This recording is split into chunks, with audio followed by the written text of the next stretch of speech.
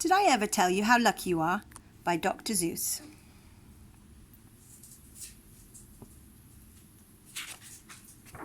Did I ever tell you how lucky you are? Did I ever tell you how lucky you are? By Dr Seuss. When I was quite young and quite small for my size, I met an old man in the desert of Dries, and he sang me a song I will never forget. At least, well, I haven't forgotten it yet. He sat in a terribly prickly place, but he sang with a sunny, sweet smile on his face.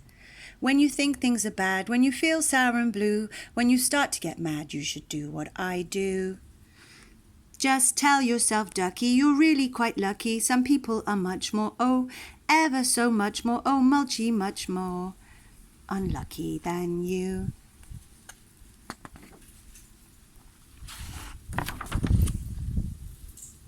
Be glad you don't work on the Bungle Bridge that they're building across Booba Bay at Bum Ridge. It's a troublesome world. All the people who are in it are troubled with troubles almost every minute. You ought to be thankful a whole heaping lot for the places and people you're lucky you're not.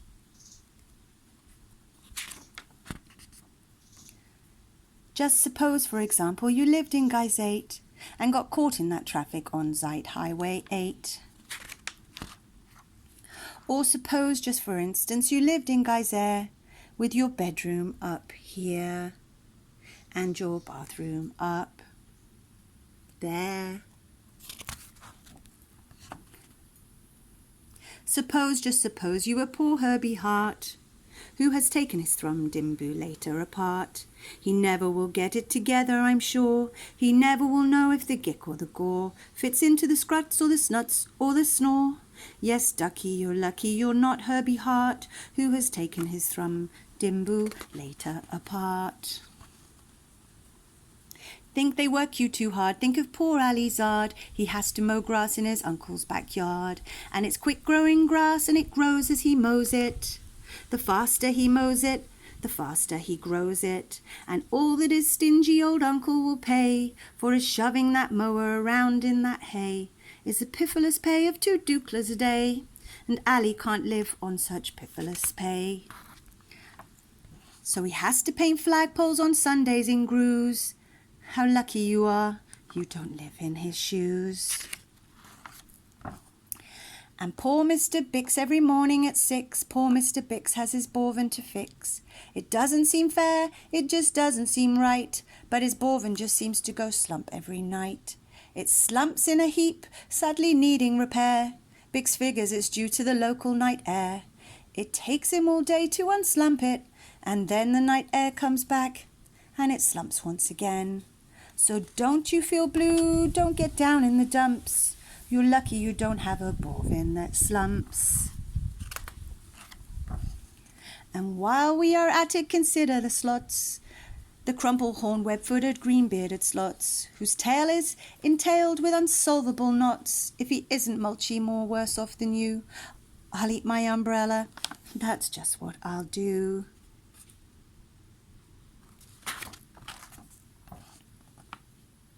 And you're lucky indeed you don't ride on a camel. To ride on a camel you sit on a whammel. A whammel, you know, is a sort of a saddle held on by a button that's known as a faddle. Oh boy, if your old whammel faddle gets loose, I'm telling you, ducky, you're gone like a goose.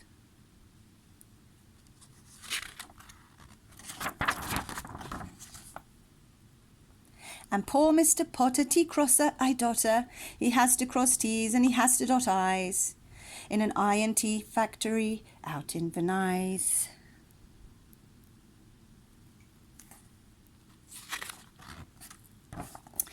Oh, the jobs people work at. Out west near Hutch Hutch, there's a Hutch Hutch, a bee watcher. His job is to watch, is to keep both his eyes on the lazy town bee. A bee that is watched will work harder, you see. Well, he watched and he watched, but in spite of his watch, that bee didn't work any harder, not much. So then somebody said, our old bee-watching man just isn't bee-watching as hard as he can. He ought to be watched by another Hotch Hotcher. The thing that we need is a bee-watcher-watcher. Well, The bee watcher watched the bee watcher. He didn't watch well, so another hodge-hodger had to come in as a watcher. And today all the hodgers who live in hodge are watching on watching, watering watching the watcher who's watching that bee. You're not a hodge watcher, you're lucky, you see.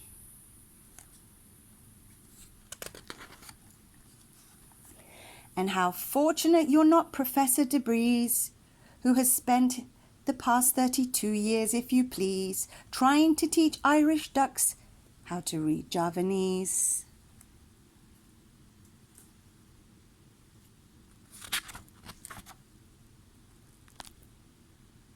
And think of the poor puffing Pooglehorn players who have to parade down the Pooglehorn stairs every morning to wake up the Prince of Pooboken. It's awful how often their poogles get broken.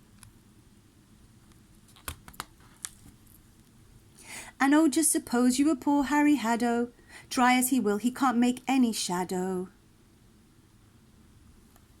He thinks that perhaps something's wrong with his giz. And I think that, by golly, there probably is.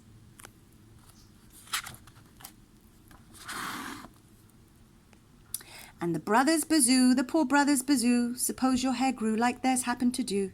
You think you're unlucky, I'm telling you, ducky. Some people are mulchy, oh, ever so mulchy, more unlucky than you.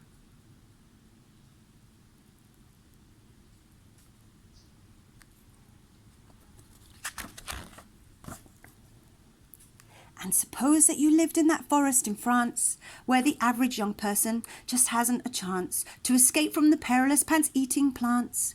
But your pants are safe. You're a fortunate guy, and you ought to be shouting, "How lucky am I?"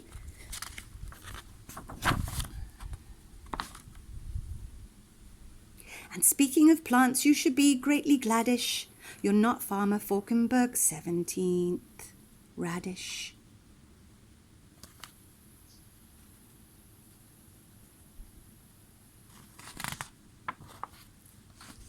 And you're so lucky you're not Gucky Gown, who lives by himself 90 miles out of town, in the ruins of Ronk is rather run down.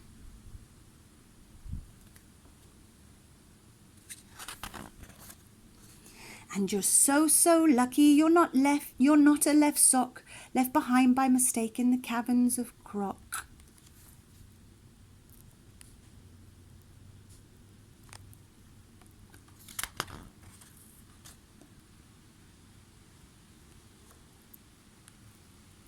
Thank goodness for all of the things you are not. Thank goodness you're not something someone forgot and left all alone in some punkerish place, like a rusty tin coat hanger hanging in space.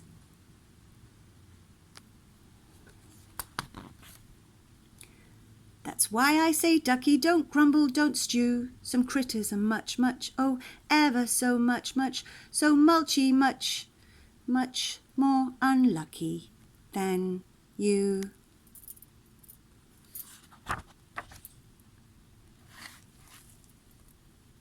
The end.